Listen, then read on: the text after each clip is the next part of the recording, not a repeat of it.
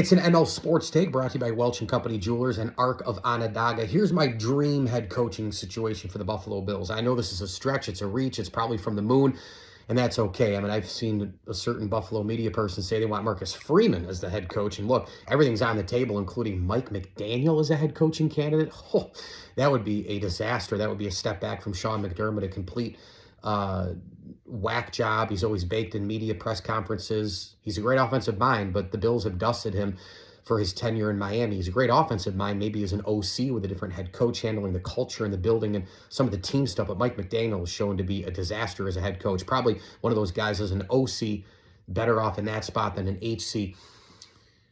Kyle Shanahan is my dream. Kyle Shanahan checks every single box. Big game head coach. He's been to the Super Bowl. He's been through a ton of playoff runs. He's coached every possible level of draft pick. He's handled adversity with a million injuries. He's great with the media. He has come from a football factory. He's come from a football family, Mike Shanahan. He knows offense, and frankly, he also does know defenses. He can scheme up anything under the sun. He can scheme up anything under the sun with a ton of injuries. He's worked with Pro Bowlers. He's worked with Brock Purdy, the last guy in the NFL draft. He has worked with tons of assistants. He's worked with a ton on the offensive and defensive sides of the ball. He has worked with non-playoff teams that have gone through adversity, and he has worked with playoff teams that have overcome adversity. Kyle Shanahan has been a CEO head coach for a number of years. He's come from a strong tree himself in the football community. He's well respected in the community. He's beaten lesser teams and bigger teams through his years. And yes, I understand that he was a part of the 28-3 Falcons demise in the Super Bowl to the New England Patriots. But the head coach, Dan Quinn, could have stepped in when he was throwing it all over the yard late in the third quarter. And they're like, dude, we're going to run the ball now. Maybe some immaturity there for Kyle Shanahan in that game. I'm not sure. I think if the Falcons win that Super Bowl, I don't think they have as much devastation sense, right? I think Matt Ryan might even be like a borderline Hall of Famer. Think about the things that happen for the Atlanta Falcons if they win and close out. Kyle Shanahan, to me, is a dream scenario. Brandon Beane, could he call San Fran and say, look, has time run its course for you like it ran its course for us with Sean McDermott? I don't know. I mean, there's a lot of other candidates who are out there. Mike Tomlin says he doesn't want to coach, but maybe the Allen-led Bills are a never-say-never situation.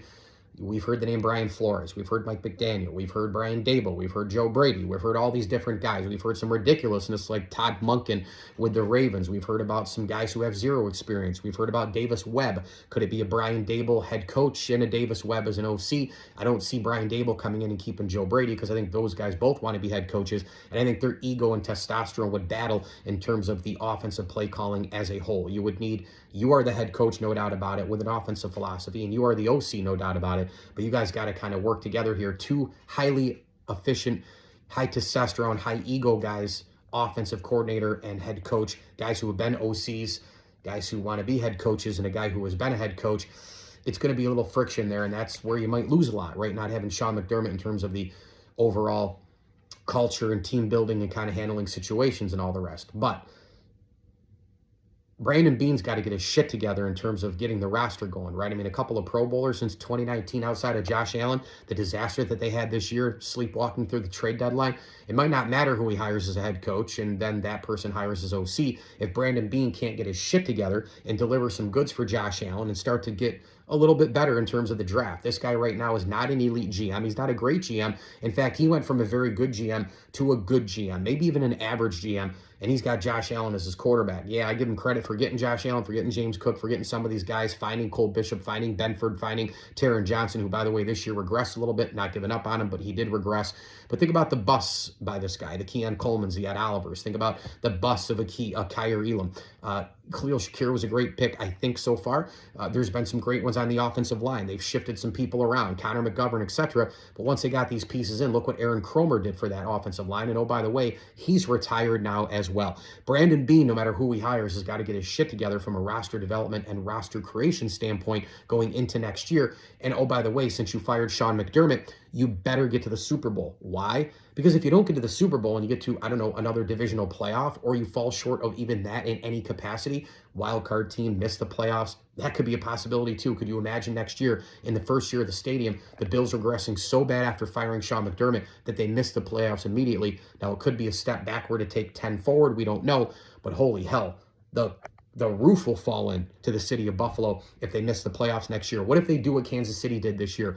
Absolute disaster. And then people will be calling for Bean to be fired and McDermott to be brought back. I mean, this thing could just end in an absolute dumpster fire, or it could go the other way. And it could be a Peyton Manning, John Elway thing where the next coach, after everything was kind of built, lands in the favor of Josh Allen and they go and make deeper runs and maybe even end up in a Super Bowl and win one. I don't know. They got 5 years to do this thing. All I know is it could be, for me, it would be a dream scenario. The number one, no doubt about it, guy. Call the 49ers, pick their brains. Maybe Lynch and Shanahan have run their course. Maybe they have, maybe they haven't. I don't know.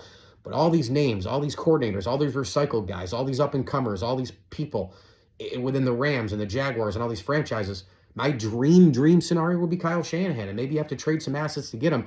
But to me, Kyle Shanahan unlocking Josh Allen, oh my God, it's like steak and potatoes, and then you're going to be like, oh, no, we're not done here. Here's some cheesecake at the end of the dinner. Kyle Shanahan, please, just find out. ML Sports Take brought to you by our good friends over at Arc of Onondaga, Stanley Law Offices, and Burn Dairy. Gas up your vehicle, grab a deli sandwich, the signature ice cream, donuts, and coffee.